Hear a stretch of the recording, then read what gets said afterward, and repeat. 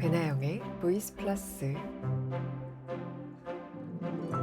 보플리 여러분, 안녕히 주무셨어요? 오늘도 감사한 아침입니다. 새로운 한 주가 시작됐죠? 월요병이라는 말이 있기는 하지만 이렇게 아침 일찍 일어나서 하루를 준비하시는 분들께는 해당되지 않는 말인 것 같아요. 완전하게 새 것인 하얀 도화지 같은 그런 한 주가 아직 고스란히 남아있잖아요. 그러니까 신나게 한 주 시작해봐요. 이번 한 주도 좋은 책들과 함께 할게요. 오늘은 일의 미래, 무엇이 바뀌고 무엇이 오는가, 이 책을 들고 왔어요. 인공지능 시대를 맞아서 직업들이 사라지고 있다. 앞으로 유망한 직업은 바뀔 것이다. 이런 전망들이 나오고 있는데요. 세계에서 로봇 밀도가 제일 높은 나라가 어느 나라인지 아세요? 한국입니다. 노동자 10,000명당 산업용 로봇의 수를 따졌을 때 우리나라가 미국, 일본, 독일을 제치고 세계 1위를 했습니다. 세계 평균의 7배가 넘어요. 그런데 우리는 비정규직 노동자의 비율이 OECD 국가들 중에서 가장 높고 안전장치가 될 만한 사회적인 견제력이 거의 없는 나라죠. 사실 저만 해도 말이 좋아서 프리랜서지, 좋게 말하면 비정규직 노동자고, 거칠게 말하면 반백수, 이런 상황이잖아요.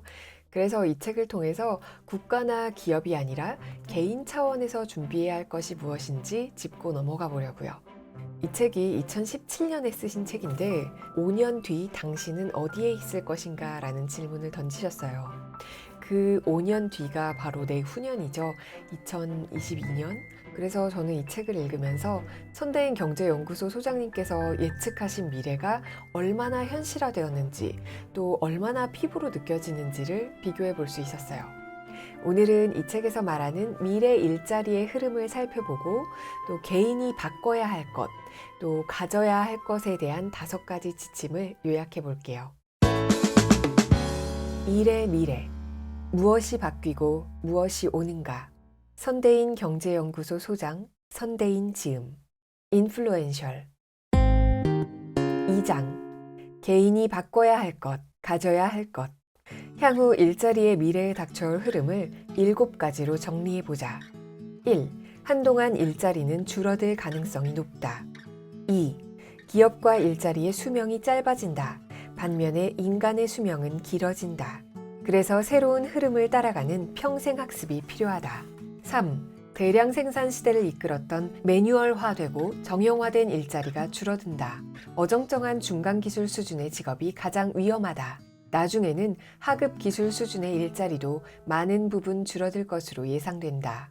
사람들의 욕구가 세분화되고 이를 추적하는 빅데이터 분석이 가능해지면서 80%의 사소한 다수가 20%의 핵심 소수보다 더 큰 가치를 창출한다는 롱테일 법칙이 작동한다. 대량의 수요뿐 아니라 작은 수요를 충족해주는 일자리도 얼마든지 생겨날 수 있다. 5. 기계가 대체하지 못하는 창의성과 고차원적 사고 능력이 필요한 일자리의 가치가 커진다. 6. 비효율적인 분야가 효율화된다. O2O 서비스가 대표적이다. 배달의 민족, 요기요 같은 앱의 등장으로 배달 시장이 효율화된 것이나 카카오 택시 같은 경우를 예로 들 수 있다. 이 과정에서 과거의 콜택시 업체나 배달업체들의 일자리가 영향을 받는다. 7. 스펙의 효용성, 라이선스의 가치가 떨어진다. 이런 흐름들은 개인에게 어떤 영향을 미칠까? 개인은 미래 일자리 흐름에 대비해서 어떤 태도를 가져야 할까? 1. 직장이 아닌 직업을 찾아라. 우선 직업에 대한 인식을 근본적으로 바꿔야 한다. 개인에게 요구되는 자질도 달라질 것이다. 기계와의 경쟁에서 살아남기 위해 어떤 일의 DNA가 필요할 것인지를 생각하고 수명이 길어져 오래 일해야 하는 상황을 어떻게 대비해야 하는지 고민해야 한다. 많은 이들이 어떤 직업이 유망한지를 알고 싶어 하지만 구체적인 직업의 종류보다 더 중요한 것은 앞으로 갖추어야 할 일의 DNA다. 단순히 유망한 직업 리스트를 나열하는 것을 넘어서 일과 직업 자체에 대해 근본적으로 생각해보고 재점검하는 시기를 가져야 한다. 흔히 직장이 아닌 직업을 찾으라는 말을 많이 한다. 불안한 노후를 맞지 않으려면 자신만의 가치를 발현하고 자신만의 능력을 발휘할 수 있는 직업을 찾아야 한다. 50년 전에는 기업의 평균 수명이 60년이었는데 2020년쯤 되면 20년에도 못 미칠 거라고 한다. 기업의 평균 수명이 60년일 때는 한참 성장한 회사에 들어가도 30년은 일할 수 있었다. 하지만 기업의 평균 수명이 20년인 시대에도 그럴 수 있을까? 기업의 평생 직장을 기대할 수 없다면 어떻게 해야 할까? 특정 회사를 벗어나서도 일할 수 있는 능력을 길러야 하고 평생 가져갈 수 있는 자신만의 업, 즉 직업을 찾아야 한다. 일자리를 대할 때 일하는 장소, 공간으로서의 직장에 얽매이지 않아야 한다. 그렇다면 직업이란 무엇일까? 만약 어떤 사람에게 빅데이터를 분석하고 이를 바탕으로 통찰을 이끌어내는 독보적인 실력이 있다면 그 사람은 다른 회사에 가더라도 자기 능력을 살릴 수 있다. 즉, 한 직장을 벗어나도 생존할 수 있는 자신만의 직업을 가져야 하는 것이다. 지금 규모가 큰 직장에 다닌다고 해서 미래가 보장될 확률은 점점 줄고 있다. 그 직장이 내가 평생 가져갈 직업을 만드는데 어떤 기회와 경험들을 제공하는지가 더 중요한 기준이 되어야 한다. 앞으로 어떤 일자리가 유망한지 많이 궁금할 것이다. 산업의 흐름을 보면 어떤 방향으로 가고 있다는 것 정도는 알 수 있다. 큰 변화에 꾸준히 관심을 가지고 새로운 기회를 찾으려 노력하면 상대적으로 기회를 많이 잡을 수 있을 것이다. 하지만 그 못지않게 중요한 것은 자신이 열정을 쏟아 잘할 수 있는 일을 찾는 것이다. 기계가 인간을 빠르게 대체하는 시대에 내가 무엇을 좋아하는지 또 무엇을 잘할 수 있는지를 객관적으로 관찰하고 성찰하는 과정이 중요하다. 자신의 내면에 귀 기울이는 사람이 결국 자신만의 소명으로서의 직업을 찾아 더욱 성취감과 만족감 높은 삶을 살 수 있다. 뻔한 말로 느껴지겠지만 이 당연한 진리는 직업을 찾을 때 앞으로도 변함없이 가장 중요한 원칙이다. 2. 미래 사회에 필요한 일의 DNA. 앞으로 기업들은 외부 환경의 변화 때문에 인력을 대규모로 상시 고용하기보다 외부의 독립적인 인력들과 필요할 때마다 계약을 맺는 방식을 더욱더 선호하게 될 것이다. 프리 에이전트는 자신의 능력을 필요한 경우에 팔고 다양한 방식으로 서비스하는 능력을 갖춰야 한다. 이와 같은 능력이 향후 미래 사회에 필요한 일의 DNA다. 그렇지 않고 자신만이 하고 싶은 일이 있을 경우에는 창업을 해야 한다. 창업이라고 하면 한국에서는 자영업 중심의 생계형 창업을 주로 생각한다. 혁신형 창업은 상대적으로 드물다. 특히 40대 이후의 창업은 먹고 살기 위해 어쩔 수 없이 하는 생계형 창업이 많다. 퇴직 무렵이나 그 직후의 다음 단계를 준비하면 늦다. 그러면 마음이 조급해서 면밀한 검토나 준비, 특히 자신만의 차별화 포인트가 없는 상태에서 가게를 차리게 된다. 이런 식의 창업은 운이 좋은 경우가 아니라면 필패한다. 직장을 다니면서도 자신만의 직업을 고민하면서 관련된 실력과 노하우, 네트워크를 쌓으며 창업을 준비해야 한다. 과거처럼 고성장기가 아니기 때문에 더욱 그렇다. 혁신형 창업이 활발하게 생겨나고 성장해야 한다. 그래야 지금 우리가 고민하는 일자리 문제도 어느 정도 해소될 것이다. 결론적으로 말하면 미래형 산업 구조에서는 적극적인 창업자 마인드를 가져야 하고 우리가 가져야 할 일의 DNA의 핵심 중 하나가 창업 DNA가 되어야 한다. 대규모 자본이 없어도 쉽게 창업할 수 있는 환경이 갖춰지고 있다. SNS 같은 1인 미디어가 발달하고 3D 프린팅 같은 기술들이 생겨난 덕분에 개인이나 소규모 단위에서 콘텐츠나 제품을 생산할 수 있는 기술적인 토대가 마련되고 있다. 저성장 시대가 된다고 하여 꼭 창업에 불리한 것은 아니다. 정부 정책이 잘 뒷받침해 준다면 한국도 얼마든지 새로운 산업에 도전하여 핀란드와 같은 모델을 만들 수 있다.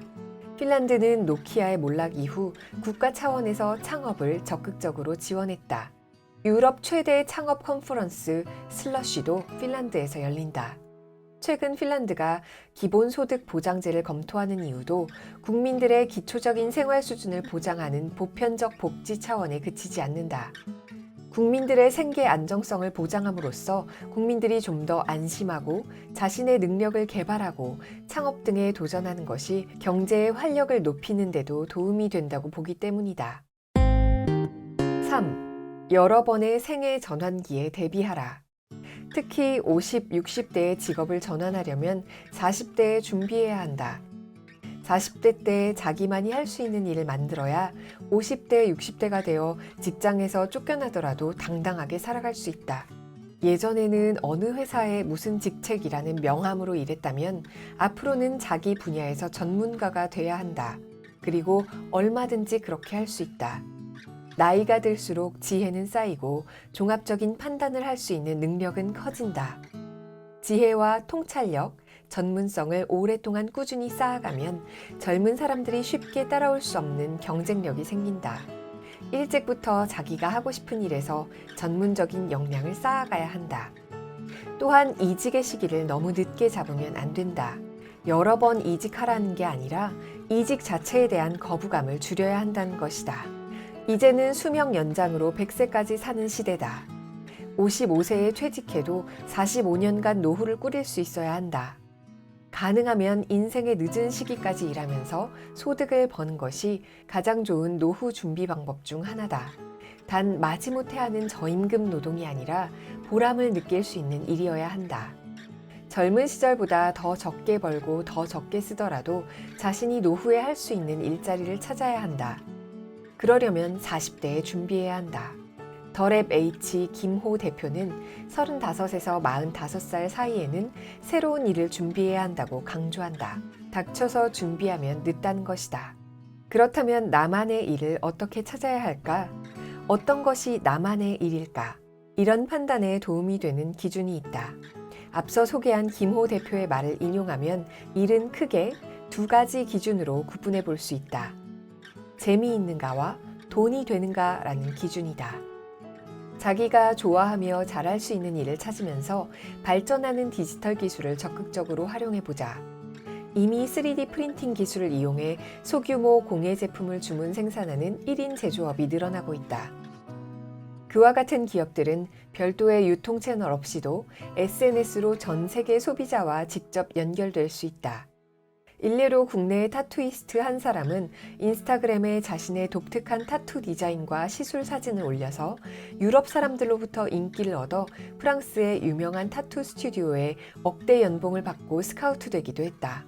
새롭게 등장하는 기술들을 잘 살펴보고 자기가 하고자 하는 일과 접목하는 방법을 생각하는 데서 미래의 일자리 기회를 찾을 수 있을 것이다. 4. 오로지 나이기에 가능한 능력. 미래의 일자리에서 중요한 능력은 바로 인간이기에 가능한 능력이다. 제2의 기계 시대에 전반적인 일자리가 줄어들 가능성이 높다 해도 사람이 필요하거나 사람이 기계보다 잘할 수 있는 영역은 있다. 제2의 기계 시대의 저자인 앤드루 메가피와 에릭 브린율프슨 교수는 사람이 기계보다 뚜렷하게 장점을 가질 수 있는 세 가지 영역을 꼽았다. 먼저 창의적인 작업 영역이다. 창의적인 글을 쓰거나 창업가 정신, 과학적인 발견을 하는 직업을 바탕으로 한다. 특히 과학기술이 창업가의 발명을 실현하는 데 지렛대가 돼줄 수 있어 통찰력 있는 창업가에게 지금보다 더 좋은 때는 없다는 것이다. 둘째, 사회적 상호작용 영역이다. 로봇은 인간과 같은 감정 지능이 없다. 다른 사람의 요구에 민감하게 반응할 줄 아는 사람들이 뛰어난 역량을 발휘할 수 있는 것이다. 셋째는 신체적 능숙성의 영역이다. 예를 들어 아이들은 땅에 떨어진 연필을 아주 쉽게 집어드는데 같은 동작을 로봇이 하는 것은 매우 서툴고 느리다. 옥스포드 대학 산하 연구기관인 옥스포드 이코노믹스에서는 향후 5년에서 10년 사이 수요가 증가하는 스킬들을 정리했다. 이 내용을 보면 첫째, 디지털 스킬, 둘째, 명민한 사고 능력, 셋째, 대인관계 및 의사소통 능력이 있어야 한다. 또 하나 더 중요해지는 능력은 통찰력이다. 앞으로 수많은 데이터들이 쏟아질 텐데 그 데이터들 가운데 무엇을 분석하고 어떤 정보를 얻을지, 또 분석한 내용을 어떻게 이해하고 현실에 적용할지를 판단하는 통찰력은 오로지 인간만이 가진 특질이다. 중요한 것은 분석한 내용이 아니라 분석한 결과 아래 숨겨진 의미를 찾아내고 읽어내는 것이다. 5. 자산 구조와 소득 구조를 바꾸고 금융 지능을 키우라. 한국의 가계들은 재무 구조 측면에서 크게 두 가지 문제가 있다. 첫째, 자산 구조 측면에서 자산을 너무 부동산에만 몰빵하고 있다. 둘째, 현금 흐름 측면에서 사교육에 너무 많은 비용을 쓰고 있다. 부동산과 사교육비로 취약해진 가계 재정 상황에서 노후를 맞는다면 어떻게 될까? 핀란드는 노후 세대의 공공 이전 소득이 아주 높다. 즉, 높은 수준의 복지를 통해 노후 세대의 빈곤 문제를 해결하고 있다. 미국은 복지가 상대적으로 빈약해서 공공 이전 소득의 비중이 작지만 대신에 자본 소득이 높다. 미국의 경우 제도적 장치를 통해 젊은 시절에 일하면서 간접적으로 투자한 자본 소득이 노후의 주요 소득이 되는 구조를 만들어 놓았다. 그런데 한국의 노후 세대는 어떤가? 공공 이전 소득도 없고 자본 소득도 거의 없다. 거의 대부분이 근로소득이다. 세계에서 가장 늦은 시간까지 저임금 노동에 시달리면서 노인 빈곤율이 가장 높은 나라가 대한민국이다. 노후를 대비하는 가장 좋은 방법은 가능한 한 일을 오래 하는 것이지만 앞에서도 말했듯이 원하지 않는 일을 오래 하는 것은 좋은 방법이 아니다. 그렇게 길게 일하는 게 가능한 사람도 매우 적다. 한국의 경우 생애 소득 기간이 짧고 그때도 충분히 벌지 못하지만 그나마도 그 돈을 부동산과 사교육비 같은 엉뚱한 데에 쓰고 있는 것이다. 부동산과 사교육비를 줄이고 그만큼 그 돈을 불리는 방법을 찾는 것이 필요하다. 섣불리 주식에 투자하거나 금융상품에 가입하라는 말이 아니다. 장기적인 관점에서 금융소득의 비중을 높일 방법을 찾아야 한다는 말이다. 이 모든 것들은 인생을 어떻게 계획하고 설계할 것인가 라는 큰 틀에서 이루어져야 한다. 자기 인생 계획에 맞춰서 어떤 일자리를 갖고 자신이 가진 자원을 활용할지를 설계하는 것이 굉장히 중요하다. 지금까지 이 책에서 말하는 개인이 준비해야 할 미래에 대해서 살펴보았고요. 사실 이 사회 시스템 안에서 개인이 스스로를 개발해서 이런 4차 산업혁명의 시대를 헤쳐나가는 게 쉬운 일만은 아니잖아요. 그래서 이 책으로 어떤 부분까지는 스스로 노력을 해야 하는지, 어떤 부분은 기업 쪽에서 노력을 해서 바꿔나가야 할지, 또 어떤 부분은 국가나 정부에서 대책을 마련해야 하니까 어떤 대책을 요구할 수 있을지 그런 걸 공부해 봤습니다. 이 책에서 말하는 국가가 대비해야 할 미래 중에서 왜 국가가 국민에게 기본소득을 보장해야 하는지, 기본소득이 왜 필요한지에 대한 이야기를 잠깐 하거든요. 그 부분이 꽤 인상적이어서 내일은 세계적으로 광범위하게 논의되고 있는 기본소득에 대한 이야기, 이 책으로 한번 살펴볼게요. 리얼리스트를 위한 유토피아 플랜이라는 책인데요. 꼬리에 꼬리를 무는 책 읽기 내일까지 계속해 볼게요. 오늘도 변화의 촉을 세우고 즐겁게 흐름에 동참하는 하루 되시길 바라요. 배나영의 보이스 플러스